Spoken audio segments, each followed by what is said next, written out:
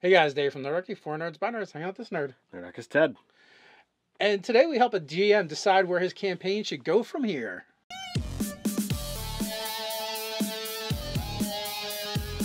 Jump down in the description below where you can sign up for Nerdarchy the newsletter, get weekly gaming tips, as well as learn how to game with Nerdarchy. Alright, so you've got a GM 911 for us today. So, yeah, we have a GM 911 that came from Torak, and as always, the GM 911 will be in the description down below so you can read the full story. But his players went into a dungeon, cleared it out, the big bad revealed himself, and the players pushed forward, and through miraculous odds, great tactics, and amazing dice rolls, the players won out and defeated the bad guy well before they should have been able to, and the DM had planned. So it sounds like maybe that he'd been pulling the strings behind the scenes on things for a while. Like it wasn't just about this one dungeon, right? Right. And also, like, he had planned, like, the GM had plans that he was going to be the thorn in their side going forward as well. But for whatever reason, as players are wont to do, and it's really hard in a D&D game to have your bad guy get away and have it be clean a lot of times, just because sometimes that's the way the dice go. And if you don't want to be like a hokey GM and be like, no, or you're going to have to do something different. Now, there's definitely some things that can be done if he wants this villain to still be around. So the crux of the matter is this guy's a first-time GM. He's never had to deal with any other campaigns before, let alone this particular scenario. So he's like, do I end the campaign? Do I mark these guys as heroes, allow them to retire and start over? Do I do something else? He's at a loss. Help me, Nerdarchy, you're my only hope. So there's a couple things. One, you have to decide if it's really super important for this to be your big bad, right? If he was really the guy all along, or did he actually answer to somebody else? Two, as has been done in movies and comic books forever, like he could have been a body double, he could have been a clone, It could have had a twin. Could have had a twin or a triplet, as the case may be. So there's a lot of different directions that you can go, and each one can be fleshed out. And you could always have, as you said, it could have been working for somebody else, and that, he's the puppet master that's being puppeted himself, right? And yeah, he's gonna present this because that's what his puppet master is doing to him, and now you have all of this new intrigue to work into. And you have to then take into account that if you're going to do this type of reveal, that there's got to be an exit strategy. And it's okay to plan something that this guy is so far, or this creature, this thing, your big bad, is so far and above in power to the players, you don't have to have him statted out. Let the players do whatever they want. Have him teleport, fade. You don't need to D&Di's a character sheet for him.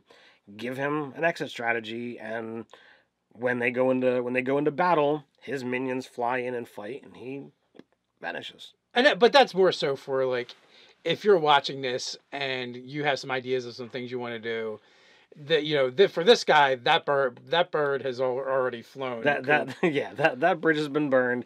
Can't fix that, but as a general rule, when you're doing this kind of thing, it's always good to have that as a general tip in the back of your mind, so that if you really want the bad guy to get away, he can. Yeah. But now going forward, one is you have to decide if you're done with this bad guy or not, right? If you decide you're not, he can come back as undead. He can be resurrected. He can be reincarnated. There is a ton of different things. His soul has implored the power of the fiends to bring him back, and now he's a warlock with in addition to everything else he was before. He could be a disembodied ghost that ends up possessing someone else.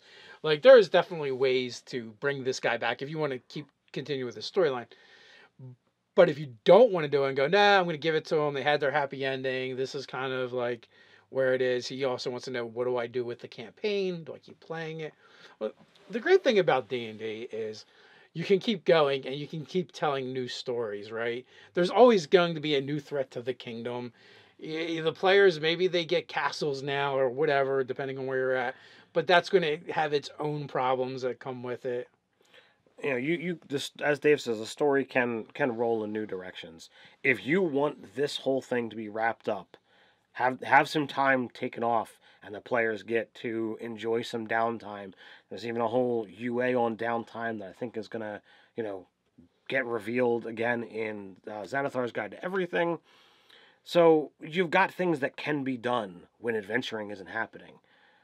Well, this will give you, some time to say, all right, well, I want to plot and plan what the next scope of the campaign is going to be. If they've managed to handle this, let's come up with something different. There's a new threat to the region, or somebody comes into town that you've managed to deal with this. Well, there's a threat to this region over here. Come, please, we implore you.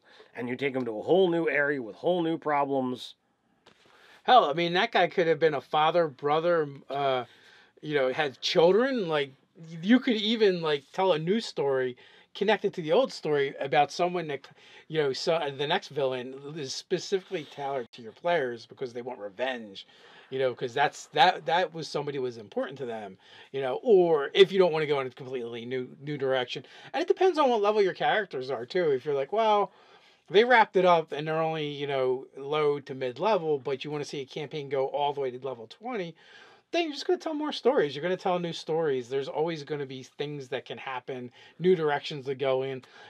Hopefully, maybe, through the course of their adventuring, the players have connected themselves to your world, to your NPCs. There's things there that may actually be the catalyst to your next adventure. You can mine your actual players for ideas of what you want to do. Ask them, you've saved the kingdom, blah blah blah. You got your happily ever after. What do you want to do now? It's the end of the Super Bowl, and the guy's there with the microphone.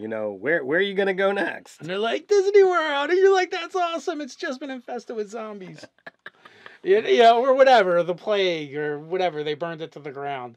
And Mickey Mouse has been possessed, is now evil. So you can do a ton of different things. As a DM, you have to have the idea of how much story do you want to tell, how many levels do you want to DM for. As Dave says, if you're looking to go to 20, you can have one overarching story that crests the entire thing. You can have a bunch of small stories that add up to a bigger campaign, or you can have just chunks and they have no interconnectivity whatsoever other than they've happened to these characters, or these characters have been involved in those stories, and that's it. However you want to run this game, however you want to play this game, that's your choice. That's up to you and your table. Hell, pick up Tales of the Yawning Portal and run one of the level appropriate adventures for there, and give yourself a break for a little bit. While you're thinking, have a breather, and figure out how to incorporate that thing from that particular series of adventures into your world. And you can do that and not think about it, and just run that while you see what your players want to do. But you can do, if you've been doing episodic adventures and that have all been connected, then you can do a couple short ones that have nothing to do with anything. It's just like, there's a bully in town, and by bully, it could be whatever you want it to be. It could be a tribe of goblins show up and they demand tribute, and now your players have to deal with it. Or bandits, bandits on the highways coming in and out of the town where they are. It doesn't really matter. Just something to give yourself a break and figure out what they want to do, and decide where you want to go with the campaign if you don't feel like you're done with it. Absolutely. So, what do you guys think? Do you have any other advice for Tarok? Put it down in the description below, or in the comments below. While you're down there, don't forget to like, share, and subscribe. Remember, if you have a GM 911, you can send us to us at nerdarchy@gmail.com. So until next time, stay nerdy.